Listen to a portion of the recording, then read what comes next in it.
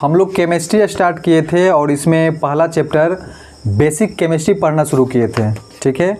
और इसमें हम लोग ठोस द्रव गैस तक पढ़े थे और आज इसमें हम लोग पदार्थ शुरू करते हैं, ठीक है। पदार्थ, तो पदार्थ को देखिए दो भागों में बांटा गया है, शुद्ध पदार्थ और अशुद्ध पदार्थ। शुद्ध पदार्थ और अशुद्ध पदार्थ। शुद्ध पदार्थ में कौन आता है? तत्व और यौगिक। तत्व और शुद्ध पदार्थ है, तत्व और यौगिक शुद्ध पदार्थ, ठीक है। अशुद्ध पदार्थ में क्या आता है? मिश्रण। मिश्रण क्या है? अशुद्ध पदार्थ। मिश्रण अशुद्ध पदार्थ, ठीक है। तो तत्व और यौगिक शुद्ध पदार्थ है, तत्व और यौगिक शुद्ध पदार्थ हैं, ठीक है। देखिए तत्व यौगिक मिश्रण को कैसे पहचानिएगा? तो यौगिक को पहचानना आसान है, इसका सूत्र रहता है अणुसूत्र जितना भी रहेगा वो सारा का सारा क्या है? यौगिक। अणुसूत्र जितना है वो सारा का सारा क्या है? यौगिक है, ठीक है। और जिस पदार्थ का कोई सूत्र नहीं होता वो क्या होगा? मिश्रण। मिश्रण का कोई सूत्र नहीं होता है, वो दो या दो से अधिक पदार्थों को मिला के बनाया जाता है। तो मिश्रण का कोई सूत्र नहीं होता है और जो भी सूत्र आपको दिखे अणुसूत्र वो आपका यौगिक होगा और जो सिंगल परमाणु दिखे वो आपका तत्व है। सिंगल परमाणु मतलब हाइड्रोजन, हीलियम, क्लोरीन, ये सारे के सारे तत्व हैं, ठीक है। और वही दिख जाए आपको H2O, ठीक है, H2O, NaCl, ठीक है, ये सब क्या है? यौगिक है, ठीक है। मिश्रण को भी दो भागों में बांटा है, समांगी और विषमांगी। समांगी और विषमांगी। समांगी जो समान रूप से मिल जाए और विषमांगी जो समान रूप से नहीं मिले। अब आगे आइए, ठीक है। तो टोटल तत्व कितने हैं? तो टोटल तत्व जो है 118 तत्व है। टोटल तत्वों की संख्या कितने हैं? 118 तत्व। कितने हैं? 118 तत्व हैं, ठीक है। और यौगिक का पहचान अभी हम क्या बताए हैं? तो अणुसूत्र, जितने भी अणुसूत्र हैं वो सारे के सारे यौगिक हैं, सारे के सारे। हाँ, सूत्र रहेगा तो यौगिक होगा, सूत्र रहेगा तो यौगिक रहेगा, ठीक है। तो यौगिक में कुछ आप सूत्र बताइएगा, ठीक है। यौगिक में जैसे जल का सूत्र क्या होता है? H2O। जल क्या है? यौगिक या मिश्रण? तो यौगिक है क्योंकि जल का सूत्र होता है। नमक का सूत्र बताइए, NaCl, ये क्या है? तो यौगिक है। ग्लूकोज का सूत्र बताइए, ग्लूकोज, हाँ, C6H12O6, ठीक है, C6H12O6, ये क्या है? यौगिक है। ग्लूकोज यौगिक है। चीनी का सूत्र बताइए। हाँ, H22 हाँ, 12-22-11। CHO जो है 12-22-11 और ग्लूकोज में 6-12-6, ठीक है। CHO किस रेशियो में होता है? 6-12-6 और चीनी में 12-22-11, 12-22-11। अमोनिया का सूत्र बता दीजिए। Ammonia NH3, ammonia NH3। तो अमोनिया क्या है? यौगिक। अमोनिया यौगिक। मीथेन बता दीजिए, मीथेन CH4। तो मीथेन क्या है? यौगिक के मिश्रण, यौगिक। मीथेन क्या है? संगमरमर का सूत्र बताइए। संगमरमर, हाँ, CaCO3, CaCO3। तो संगमरमर भी क्या है? यौगिक है। यूरिया का सूत्र बता दीजिए। NH2CO हाँ, यूरिया जो है NH2CO NH2, ये यूरिया भी क्या है? यौगिक है, ठीक है। हाँ, अमोनियम, अमोनिया होता है NH3, अमोनियम क्या होता है? NH4। अमोनियम क्या होता है? एक होता है एमीन, तो NH2 होता है। एमीन क्या होता है? तो ये सारे सूत्र जो दिख रहे हैं, कोई भी अगर पूछ दे यौगिक मिश्रण बताइए, अगर उसका सूत्र बन रहा है तो वो क्या होंगे? यौगिक होंगे, ठीक है। और जिसका सूत्र नहीं बन रहा वो क्या होंगे? मिश्रण। बताइए वायु क्या है? वायु मिश्रण है। वायु का सूत्र नहीं होता क्योंकि वायु में बहुत सारा हाँ मिश्रण है। दूध बताइए, दूध जो है यौगिक है या मिश्रण? दूध मिश्रण है। शरबत मिश्रण है। कोल्ड ड्रिंक बताइए, कोल्ड ड्रिंक मिश्रण है। जूस मिश्रण है, ठीक है। बारूद बारूद मिश्रण है। बारूद क्या है? मिश्रण है। बारूद क्या है? हाँ, जो कि किसका बना होता है बारूद? Soda sulphur charcoal. बारूद किसका बना है? हाँ, सोडा सल्फर चारकोल। सोडा क्या है? सोडा मिश्रण है कि यौगिक? तो सोडा बोलते हैं किसको? पोटेशियम नाइट्रेट को बोलते हैं। तो सोडा यौगिक हो जाएगा। सोडा क्या है? यौगिक है। सोडा क्या है? हाँ, ठीक है। और बारूद क्या है? मिश्रण। बारूद क्या है? बारूद का खोज किसने किया? Roger Bacon. Roger Bacon. बारूद का खोज रोजर बेकन, ठीक है। सभी मिश्र धातु क्या है? मिश्र धातु यौगिक के मिश्रण। मिश्रण। मिश्र धातु का सूत्र नहीं होता, ये सारा सारा मिश्रण। पीतल बताइए, पीतल। पीतल क्या है? यौगिक की मिश्रण। मिश्रण है। पीतल मिश्रण है। पीतल का सूत्र नहीं होता क्योंकि केवल उसमें कॉपर और जस्ता होता है, Cu+Zn, ठीक है। कॉपर और जस्ता, ये क्या है? मिश्रण है। कांसा बताइए क्या है? कांसा भी मिश्रण है। कांसा कॉपर और टीन का मिला होता है, कॉपर और टीन, तो ध्यान रखना है। और तत्व तो बहुत आसान है। तत्व जैसे हाइड्रोजन, हीलियम, लिथियम, ये सब क्या है? ये सारे के सारे तत्व हैं। अब आइए यौगिक और मिश्रण में अंतर बता दीजिए, ठीक है। यौगिक और मिश्रण में अंतर, ठीक है। तो सुनिए, दो या दो से अधिक तत्वों को निश्चित अनुपात में मिलाने पर क्या बनता है? यौगिक। दो या दो से अधिक तत्वों को निश्चित अनुपात में मिलाने पर यौगिक। और वहीं दो या दो से अधिक पदार्थों को किसी भी अनुपात में मिला दीजिए तो क्या बनेगा? मिश्रण। क्या बनेगा? तो दो या दो, देखिए शब्द को ठीक से समझिएगा। दो या दो से अधिक पदार्थ मिलता है मिश्रण में। दो या दो से अधिक पदार्थ किसी भी अनुपात में मिलता है, ठीक है, मिश्रण में। और वहीं यौगिक में बोले तो दो या दो से अधिक तत्वों का निश्चित अनुपात में संयोजन क्या होता है? यौगिक, ठीक है। तो बताइए यौगिक कैसा पदार्थ? शुद्ध या अशुद्ध? शुद्ध। यौगिक कैसा पदार्थ है? शुद्ध है। अब मिश्रण अशुद्ध। मिश्रण अशुद्ध, ठीक है। यौगिक में अवयवों का अपना मूलभूत कण क्या हो जाता है? गायब हो जाता है, ठीक है। यौगिक जो बनता है वो अपने अवयवों, जो भी अवयव से मिलके बनता है, वो अपना मूल गुण क्या होता है? खो देता है, ठीक है। यौगिक में जैसे जल है, हाइड्रोजन ऑक्सीजन से जल बन गया, तो जल में क्या हाइड्रोजन ऑक्सीजन मिलेगा क्या? वो अपना मूल गुण तो खो दिया, वो पानी ही पानी बन गया, ठीक है। तो यौगिक में अपने अवयवी कणों का गुण क्या होता है? खत्म हो जाता है, ठीक है। और वही मिश्रण में बात करें, अवयवी कणों का गुण उपस्थित रहता है। अवयवी कणों का गुण उपस्थित रहता है, क्योंकि मिश्रण तो एक मैन्युअली मिला, उसको हम अलग भी कर सकते हैं। तो याद रखना है, मिश्रण में अवयवी कणों का गुण रहता है, उपस्थित रहता है, और यौगिक में अवयवी कणों का गुण उपस्थित नहीं होता है। आगे आइए, कहता है यौगिक में तत्वों रासायनिक रूप से आपस में संयोजन से बनता है, ठीक है। यौगिक जो है, यौगिक में तत्वों रासायनिक रूप से आपस में संयोजन करते हैं। केमिकल रूप से मिलता है ना, यौगिक जो है रासायनिक रूप से मिलता है। और वहीं अगर बात करें मिश्रण, तो ये भौतिक रूप से मिलता है। मिश्रण को हम अलग भी कर सकते हैं ना, तो ये भौतिक रूप से आपस में मिलता है। मिश्रण भौतिक रूप में आपस में मिलता है, और वहीं यौगिक रासायनिक रूप से मिलता है, ठीक है। और यौगिक क्या है? इसका अनुसूत्र होता है। यौगिक का अनुसूत्र। अब मिश्रण का कोई सूत्र नहीं होता। मिश्रण का यौगिक का गुण अपने मूलभूत तत्वों के गुण से बिल्कुल भिन्न होता है। यौगिक का गुण अपने मूलभूत तत्वों के गुण से क्या होता है? भिन्न होता है। मिश्रण का गुण अपने मूलभूत अवयवी तत्वों के गुण समान होता है। क्या होता है? समान होता है। अब आगे आइए, तत्व और यौगिक में अंतर बताते हैं। तत्व और यौगिक। तत्व तो अकेला होता है ना, तत्व अकेला होता है, हाइड्रोजन, हीलियम, क्लोरीन। और यौगिक तो सूत्र से बना होता है क्या। तो सुनिए, तत्व यौगिक में तत्व का सूक्ष्मतम कण क्या कहलाता है?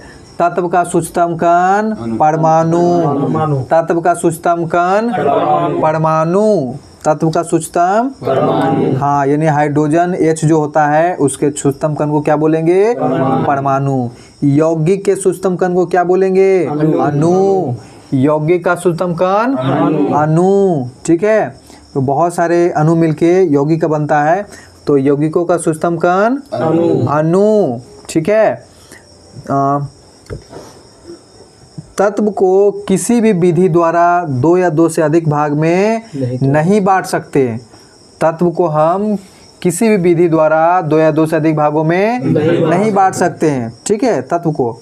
लेकिन यौगिक जो है इसको 2 या 2 से अधिक भाग में हम बांट सकते हैं। यौगिक को 2 या 2 से अधिक भागों में बांट सकते हैं। तत्व जो है हमेशा अकेला होता है। तत्व हमेशा अकेला, जैसे हाइड्रोजन H मिलेगा, क्लोरीन Cl मिलेगा। ठीक है, तो ये सब अकेला होता है। और वहीं यौगिक जो है 2 या 2 से अधिक तत्वों को आपस में एक निश्चित अनुपात के संयोजन से बनता है। ठीक है, 2 या 2 से अधिक तत्वों के मेल से यौगिक बनता है। और वहीं तत्व जो होता है वो अकेला होता है। अब सुनिए आगे, परमाणु और अणु। परमाणु और अणु में अंतर। परमाणु और अणु में, तो तत्व का सूक्ष्मतम कण क्या कहलाता है? परमाणु। तत्व का सूक्ष्मतम कण यौगिक का सूक्ष्मतम कण अणु। यौगिक का सूक्ष्मतम कण रासायनिक अभिक्रिया में भाग कौन लेता है? परमाणु की अणु? तो रासायनिक अभिक्रिया में परमाणु भाग लेता। रासायनिक अभिक्रिया में परमाणु भाग लेता, और रासायनिक अभिक्रिया में भाग नहीं लेता अणु। क्योंकि अणु तो एक बन गया ना, स्टेबिलिटी पदार्थ, अस्थाई वाला पदार्थ बन गया, तो वो रासायनिक अभिक्रिया में भाग नहीं लेता। लेकिन परमाणु जो है वो तो स्टेबिलिटी नहीं हुआ ना, रासायनिक अभिक्रिया में भाग लेता है तो परमाणु। अणु रासायनिक अभिक्रिया में भाग नहीं लेता। ठीक है, परमाणु कभी भी स्वतंत्र अवस्था में नहीं होगा। कभी भी स्वतंत्र अवस्था में परमाणु नहीं पाया जाता। और वहीं बात करें, अणु स्वतंत्र अवस्था में पाया जाता है। अणु स्वतंत्र अवस्था में पाया जाता है। ठीक है, जैसे हाइड्रोजन H जो है ये क्या है? परमाणु है। हाइड्रोजन H जो है, H को अगर H2 हम बना दिए तो ये क्या हो गया? H2 हमारा अणु, जो H2 रूप में रहेगा। लेकिन H जो पहले था वो क्या है? परमाणु। ऑक्सीजन O खाली बोलेंगे ये परमाणु, और वही O2 बोल देंगे तो अणु। नाइट्रोजन N यानी परमाणु जो स्वतंत्र अवस्था में नहीं रहता, और वहीं N2 बोल देंगे तो अणु। तो H2 O2 N2 ये स्वतंत्र अवस्था में रहता है, और ये सारा का सारा अणु है। अब आइए, भौतिक परिवर्तन और रासायनिक परिवर्तन में अंतर। भौतिक परिवर्तन और रासायनिक परिवर्तन जानिए क्या है। ठीक है, तो भौतिक परिवर्तन जो होता है, भौतिक परिवर्तन में कोई नया पदार्थ नहीं बनता। भौतिक परिवर्तन में कोई नया पदार्थ नहीं बनता। रासायनिक पदार्थ में बिल्कुल एक नया पदार्थ बनता है। रासायनिक परिवर्तन में क्या बनता है? नया पदार्थ। रासायनिक परिवर्तन में नया पदार्थ, और भौतिक परिवर्तन में नया पदार्थ नहीं बनता। ठीक है, भौतिक परिवर्तन, यह पदार्थ पुनः अपना मूल अवस्था में लौट आता है। भौतिक परिवर्तन होने पर पदार्थ को हम पुनः उसी अवस्था में ला सकते हैं। लेकिन रासायनिक परिवर्तन हो जाने पर पदार्थ तो नया बन जाता है, पुनः हम वापस जो पदार्थ था वो पदार्थ नहीं ला सकते हैं। तो रासायनिक परिवर्तन याद रखिएगा, पुनः अपना मूल अवस्था नहीं आ पाता, लेकिन भौतिक परिवर्तन में मूल अवस्था ला सकते हैं। ठीक है, भौतिक परिवर्तन में द्रव्यमान क्या होता है? अपरिवर्तित। द्रव्यमान नहीं बदलता, द्रव्यमान अपरिवर्तित रहता है। ठीक है, द्रव्यमान, हाँ, द्रव्यमान इसमें घटता बढ़ता नहीं। भौतिक परिवर्तन जितना रहता उतना ही मिल जाता। लेकिन रासायनिक परिवर्तन की बात करें तो इसमें द्रव्यमान परिवर्तित होता है, द्रव्यमान इसमें घटता है। द्रव्यमान, ठीक है, हाँ, किसी न किसी रूप में नष्ट होकर ठीक है, द्रव्यमान इसमें परिवर्तन होता है। रासायनिक परिवर्तन में याद रखना है, द्रव्यमान में परिवर्तन होता है। अब सुनिए, बताइएगा कौन भौतिक परिवर्तन है, कौन रासायनिक परिवर्तन है। ठीक है, दूध से दही बनना रासायनिक परिवर्तन, दूध से दही बनना रासायनिक। मोमबत्ती का पिघलना भौतिक है, मोमबत्ती का पिघलना भौतिक है, और वही मोमबत्ती का जलना रासायनिक है। मोमबत्ती तो जल गया, मोमबत्ती का जलना लकड़ी का जलना, हाँ, कपूर का जलना, हाँ, कपूर का बाष्प में बदलना, कपूर का बाष्प में बदलना भौतिक परिवर्तन, कपूर का बाष्प में बदलना भौतिक परिवर्तन। हाँ, ध्यान रखिएगा, अगर खाली पूछ दें कपूर का जलना, कपूर गया जल, रासायनिक परिवर्तन हो गया। लेकिन हम बोले कपूर का बाष्प में बदलना, अब वो बाष्प बन रहा है, फिर उसको हम जमा करके हम कपूर बना सकते हैं। तो कपूर का बाष्प में बदलना कैसा परिवर्तन? हाँ, और जलना बोले तो रासायनिक परिवर्तन। ठीक है, लोहे में जंग लगना रासायनिक परिवर्तन। ठीक है, लोहे में जंग लगना, और लोहा में जंग लगने से इसका भार क्या हो जाता है? बढ़ जाता है, भार बढ़ जाता है। और ये किसके कारण होता है? O2 प्लस नमी, O2 प्लस नमी के कारण जंग लगता है। ठीक है, और लोहा क्या हो जाता है? कमजोर, लोहा कमजोर हो जाता है, भार बढ़ जाता है। भोजन का पचना कैसा परिवर्तन? भोजन का पचना रासायनिक है। ठीक है, भोजन का पचना पानी से बाष्प बनना भौतिक, हाँ, ये भौतिक है। बाष्प से पानी भौतिक, ठीक है, बर्फ से पानी भौतिक। ठीक है, अब देखिए पदार्थ का वर्गीकरण, पदार्थ का क्या है? वर्गीकरण है। तो पदार्थ को हम लोग एक भौतिक वर्गीकरण और एक होता है रासायनिक वर्गीकरण, भौतिक वर्गीकरण और तो भौतिक वर्गीकरण में ठोस, द्रव और गैस, ठोस, द्रव और गैस, ये भौतिक वर्गीकरण जो कि हम लोग पहले भी पढ़ चुके हैं, ठोस, द्रव और गैस। रासायनिक वर्गीकरण जो होता है शुद्ध पदार्थ और अशुद्ध पदार्थ, जो कि हम लोग पढ़ चुके हैं अभी, शुद्ध पदार्थ और अशुद्ध पदार्थ। शुद्ध में आ जाता है क्या? तत्व और यौगिक। शुद्ध में क्या आता है? तत्व और यौगिक। अशुद्ध में क्या आता है? मिश्रण। अशुद्ध में मिश्रण। और शुद्ध पदार्थ में क्या आता है? तत्व और यौगिक। फिर तत्व कितने भागों में बटा है? धातु, अधातु और उपधातु। तत्व जो बटा है धातु, अधातु और उपधातु। वहीं यौगिक की बात करें तो कार्बनिक और अकार्बनिक, कार्बनिक और कार्बनिक किसको कहेंगे? जिसमें कार्बन हो, ठीक है, जिसमें कार्बन हो कार्बनिक, और जिसमें कार्बन नहीं हो अकार्बनिक, जिसमें कार्बन नहीं हो अकार्बनिक। ठीक है, अशुद्ध में मिश्रण होता है। अशुद्ध में क्या है? मिश्रण। तो मिश्रण भी दो प्रकार के, समांगी और विषमांगी, समांगी और विषमांगी। ठीक है, तो तत्व में क्या क्या हो गया? धातु, अधातु और उपधातु, धातु, अधातु और उपधातु। ठीक है, और यौगिक में कार्बनिक और अकार्बनिक, कार्बनिक और हाँ, तो जिसमें कार्बन दिख जाए कार्बनिक बोलिएगा, जिसमें कार्बन नहीं दिखे अकार्बनिक। ये एग्जाम में देता है, ऑप्शन में देके पूछेगा कौन कार्बनिक है या कौन अकार्बनिक नहीं है। जैसे हम बात करें H2O, बताइए कार्बनिक है या अकार्बनिक? तो ये अकार्बनिक। ठीक है, HCl क्या है? HCl अकार्बनिक, HCl अकार्बनिक। ठीक है, और वही बात करें CO2, CO2 कार्बनिक है, CO2 कार्बनिक है। C2H2 कार्बनिक है, क्या है? CaCO3, CaCO3 ये कार्बनिक नहीं है, CaCO3 कार्बनिक नहीं है। ठीक है, ये कैल्शियम कार्बोनेट है। ठीक है, कैल्शियम कार्बोनेट, CO3 एक कार्बोनेट के रूप में बना है। ठीक है, तो ये ये कार्बनिक नहीं है, ये अकार्बनिक यौगिक है। कैसा यौगिक है? अकार्बनिक। ठीक है, आगे आइए, आगे है तत्व। क्या है? तत्व। तो तत्व को कितने भागों में बांटा गया है? तो तत्व को धातु, अधातु और उपधातु, धातु, अधातु और उपधातु।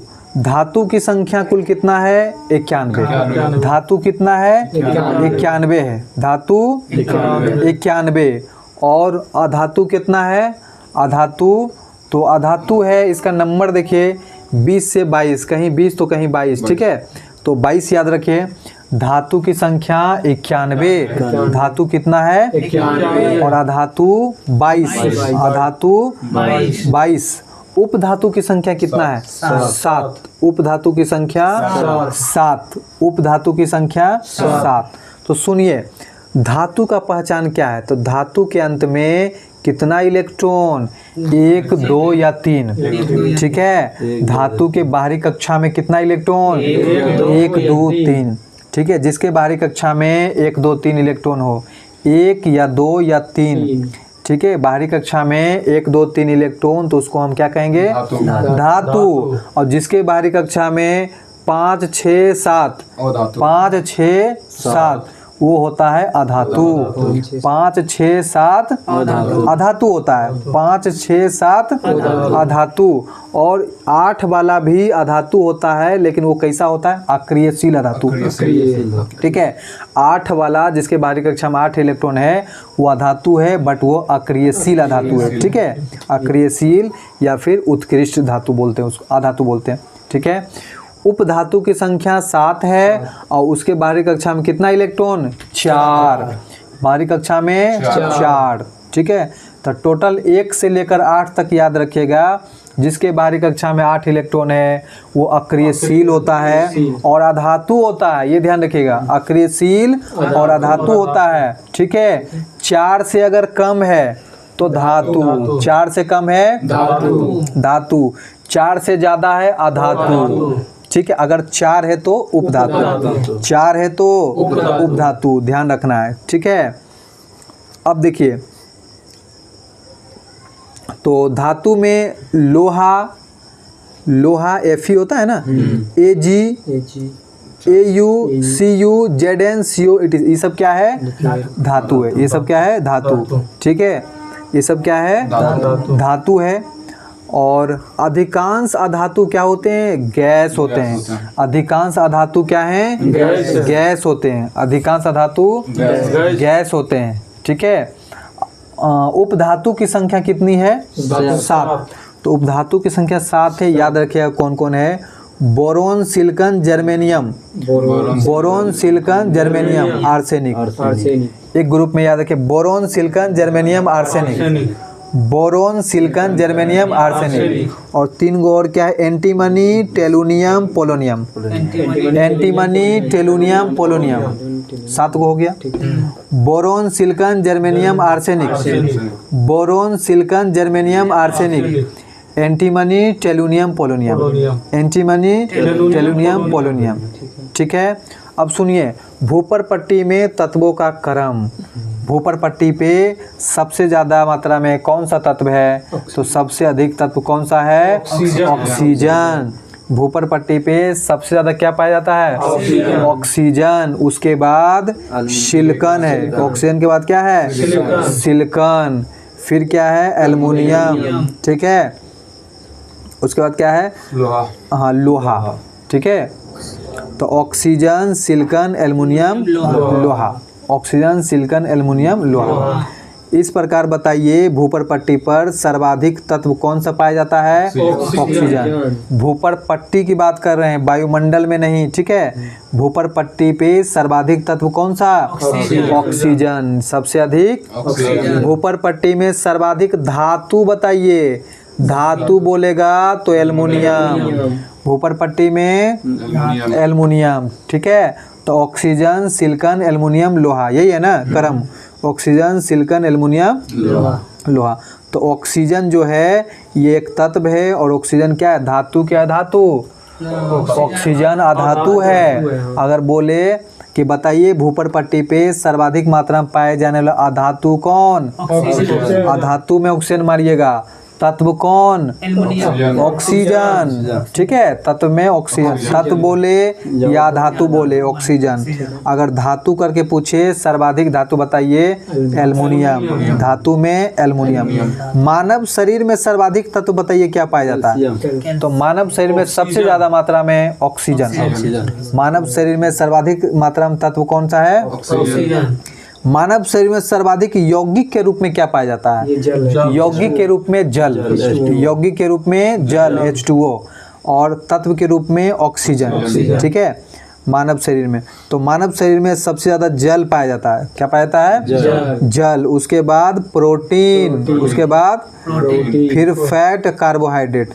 तो सबसे ज्यादा जल, सबसे ज्यादा, और ये तीन गो जो है प्रोटीन, फैट, कार्बोहाइड्रेट में सबसे ज्यादा क्या है? प्रोटीन। सबसे ज्यादा प्रोटीन, उसके बाद फैट, और सबसे कम कार्बोहाइड्रेट। सबसे कम कार्बोहाइड्रेट। हाँ, तो सबसे ज्यादा जल है, फिर उसके बाद प्रोटीन, फैट, कार्बोहाइड्रेट।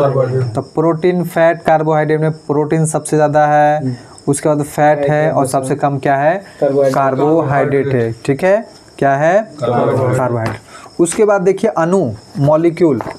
अणु जो है, अणु एक होता है सम अणु, एक होता है विषम अणु। सम अणु, विषम अणु। सम अणु जो होता है, सम मतलब समान ना, तो समान प्रकार के परमाणुओं से बनने वाले अणु को सम अणु। समान प्रकार के परमाणुओं से बनने वाले अणु को सम अणु। जैसे कि H2 क्या है? H2 दो गो H से मिलके बना है, तो ये सम अणु है। N2 दो गो N से मिलके बना है, ये सम अणु। ठीक है, वहीं विषम अणु की बात करें तो ओ समान प्रकार के अणु, ओ समान मतलब अलग अलग प्रकार के अणुओं से मिलकर बनने वाले को क्या बोलेंगे? विषम अणु। क्या बोलेंगे? विषम अणु। जैसे H2O, H2O ये क्या है? विषम अणु है, विषम अणु है।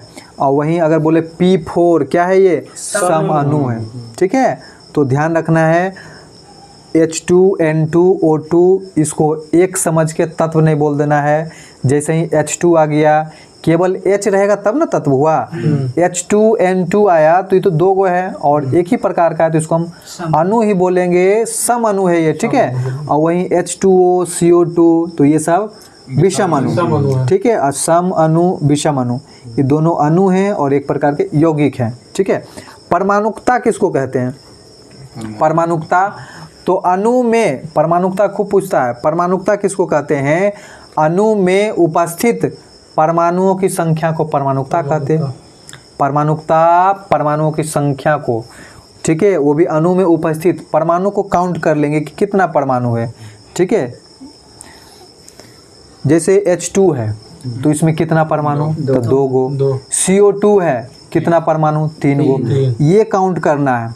ठीक है, तो अणु में उपस्थित परमाणु की संख्या को परमाणुकता कहेंगे।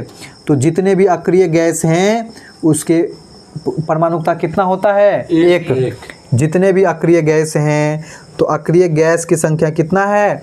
6। अक्रिय गैस की संख्या 6। कौन कौन है? Helium, neon, argon. Helium, neon, krypton, xenon, radon. Krypton, xenon, radon. तो 6 गो क्या होता है? अक्रिय। अक्रिय गैस कितने हैं? 6। उपधातु कितने हैं? 7। तो जितने भी अक्रिय गैस हैं ये सभी, इसके सभी परमाणुकता एक होते हैं, इसलिए इसको बोलते हैं एकल परमाणुकता। क्या बोलते हैं? एकल परमाणुकता। ठीक है, वही अगर बात करें O2, N2, H2, Cl2, F2, इसकी परमाणुकता कितनी है? 2। इसलिए इसको बोलते हैं द्विपरमाणुकता। ठीक है, द्विपरमाणुक या द्विपरमाणुकता। ठीक है, वहीं अगर बात करें H2O, CO2, NH3, इसकी परमाणुकता कितना है? तो H2O मतलब 3, H2O मतलब 3, त्रिपरमाणुक। क्या हो जाएगा ये? त्रिपरमाणुक। ठीक है, त्रिपरमाणुक। और वहीं बात करें NH3, CH3, P4, ये कितना परमाणुकता हुआ? 4। तो इसको चतुर्थ परमाणुक या चतुर्थ परमाणुकता बोलते हैं। ठीक है, S8, S8 कैसे कितना परमाणुकता है? 8 परमाणुक। इसको हम बहुपरमाणुक भी बोलते हैं, ठीक है। S8 को बहुपरमाणुक भी बोलते हैं, ठीक है। तो आज भर के लिए हम लोग इतना ही रखते हैं। अगला क्लास जो है नेक्स्ट वीडियो में आएगा, ठीक है।